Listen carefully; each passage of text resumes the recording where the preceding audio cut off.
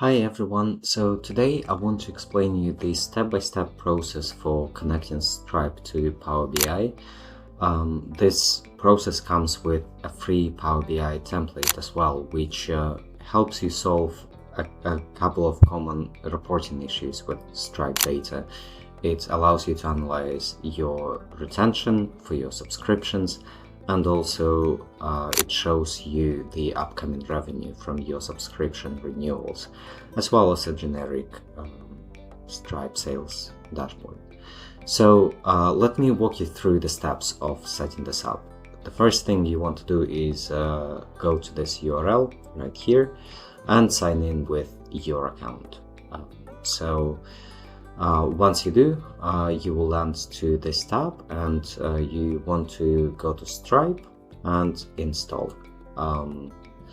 So the next thing you will be prompted to do here is to create a database. So I am going to do that right now. I will click Install Connector. At this step, our system will create an Azure SQL Server database for you with all the blank tables. So once this database is created with empty tables, the data will flow to this database after you connect it. So this process takes a couple of minutes because we need to deploy the resources on Azure. But once it finishes, you will be redirected to the next menu. Now, it's important to say that when you register an account here, make sure you're using an email address which you can access afterwards, because when we send a database connection string, we send it to your registered email address. So yeah, just make sure that you have access to the email mailbox. Now I can see that my database has been created, so I should be redirected to the next window right now. There we go. The next step is to authenticate to your Stripe account. So here you want to go to Add New Company and connect to Stripe. After you do this, you want to click Continue. Select the account for which data you want to bring into Power BI, and here we just need to authenticate. So I'm gonna click Continue. There we go. We will now be redirected back to our portal, and you should be able to see the company name inside of this table, right? So now on the background, we are publishing container which contains the code for our connector. Publishing this container on Azure takes a couple of minutes, and once it publishes, your data extraction will start. So depending on your volume of data, you would need to wait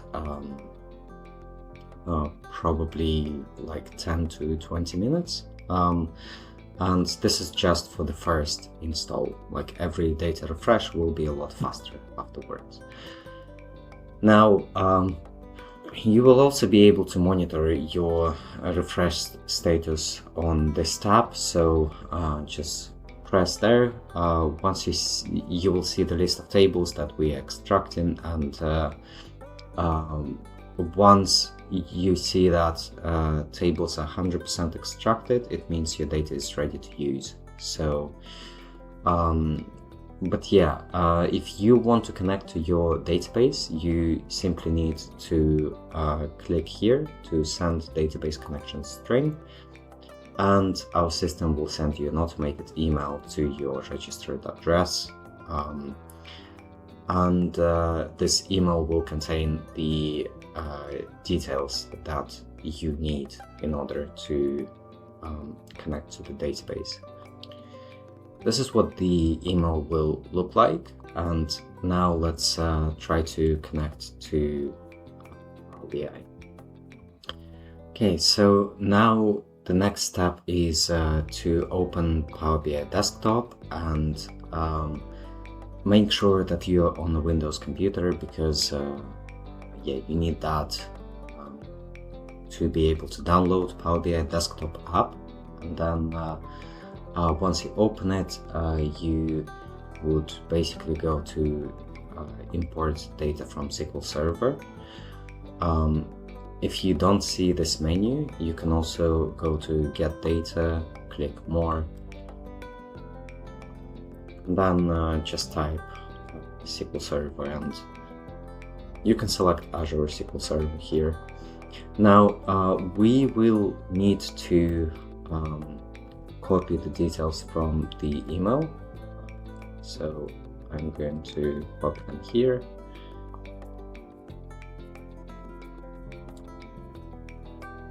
Make sure that you don't have any spaces. So yeah, we don't want to copy extra characters, and then click OK. After this, make sure that you switch to database for your authentication. So we now need to copy username and password from the email.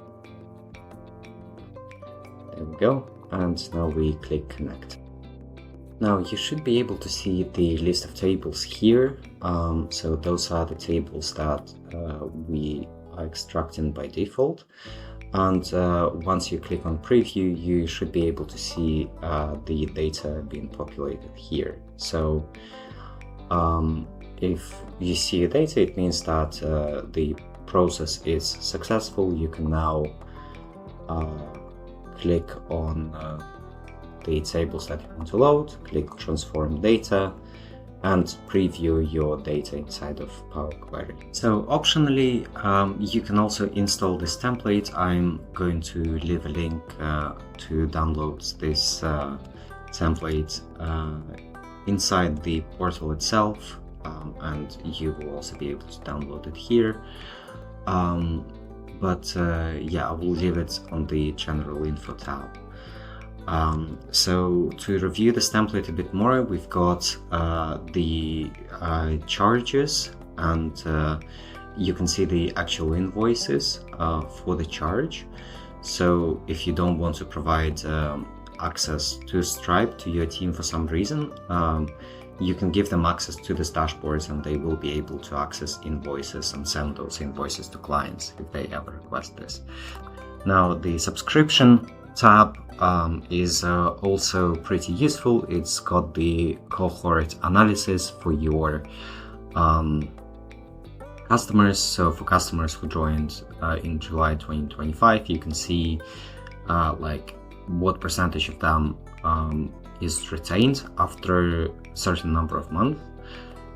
You can also see how your annual recurring revenue, monthly recurring revenue was growing month over month, and you can also see the number of subscriptions that have been active with you for 1 year, 2 years, 3 years, and etc. Finally, you can see the number of subscriptions by product in the table on the right.